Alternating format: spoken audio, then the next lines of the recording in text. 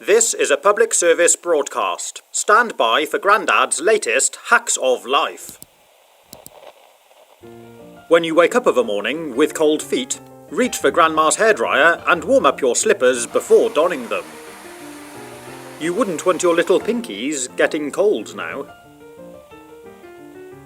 Buy yourself some thermal inner soles for your shoes. It'll feel like you're walking on a soft, modern-day carpet. No more suffering of chilblains for your feet. Just warm them up well before setting foot on the streets. If you have only a modest wardrobe, full and with limited space for hanging new garments, try removing the metal tab from the top of a drinking can, then slide it over the hook of an existing clothes hanger. This creates a holding loop perfect for affixing a second hanger, and you've cleverly managed to double the storage space of your hanging rail. What's this? You should never let your standards slip. What on earth would Grandma say if she caught you with creases in your tie? But fear not, there's an easy fix. When she's not looking, just use her hair straightening tongs to smooth out those pesky creases. Now you're looking dapper and ready to start your day. If you have a wooden drawer that sticks and no longer slides well, rub the back of a wax candle softly up and down the runners. This will leave a thin layer, reducing friction, and reinstate a smooth gliding motion. If you've noticed you're shrinking in your senior years, maybe your walking stick appears to be getting longer, the simple solution is carefully just cut off the bottom. Who's to know? Reinstate the rubber, and you're good to go. Ladders can be dangerous. No one likes a tumble. So if you've noticed your gutters have filled up with leaves and need clearing out, leave the ladder well alone. And just use your walking stick. The hook on your crook will help give your gutters a nice fresh look. If you've broken the toggle on a zip, make yourself an emergency handle by threading through a zip tie and cutting it to length. And you can use Grandma's old tights to stop a draft coming from underneath the door. Cut off a leg, then push inside 2 long cardboard tubes. You'll need to thread it under your internal door with 1 tube each side, like this. This will seal up any gap underneath the door and exclude the draft. Do you ever use one of these rubber door stops to hold your door open? Well, you can also use them to lock the door shut once it's closed. Just kick the wedge tightly underneath, and it'll prevent people being able to push the door open from the other side. These little tack nails are just the job for hanging up a new picture of the grandchildren, but we all know too well the dangers involved. One wrong move and you clobber your thumb. But fear that little nail no longer. Your 2-bob comb can save your vulnerable digits.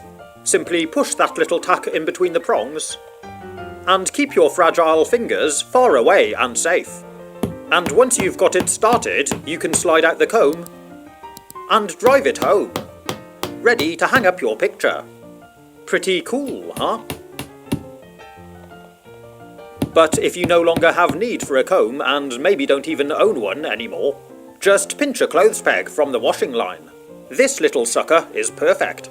Use it to take a grasp of the nail, and no more finger pinchy. However, there is a third method too to help you hang your hook. Just cut a slice up into a piece of cardboard and use that to keep your digits at a distance. And once it's started, just pull the cardboard free. Hammering nails has never been so much fun. If you're trying to remove an old screw but find it's all rusty and worn away, you may find your screwdriver just slips in the head. But fear not, there's still a chance. Take yourself an elasticated rubber band and hold it over the screw head like this. Then try removing it again. The added friction of the rubber may just be enough to grip that stubborn little blighter. And wind it right out. If you're installing a raw plug and a hole needs to be drilled to exactly the right depth, you can mark the drill bit with a zip tie. so you know exactly how deep to drill.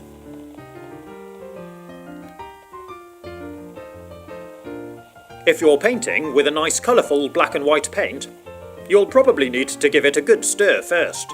Save your sticks and take a piece of wire. This was actually a piece of old coat hanger, and bend it at the bottom like this. Then fix it into your portable handheld electronic drill and use it to whisk away at your paint. Stirring has never been so easy, and if you keep your wire somewhere safe, you'll be able to use it again next time you're painting, in about 15 years.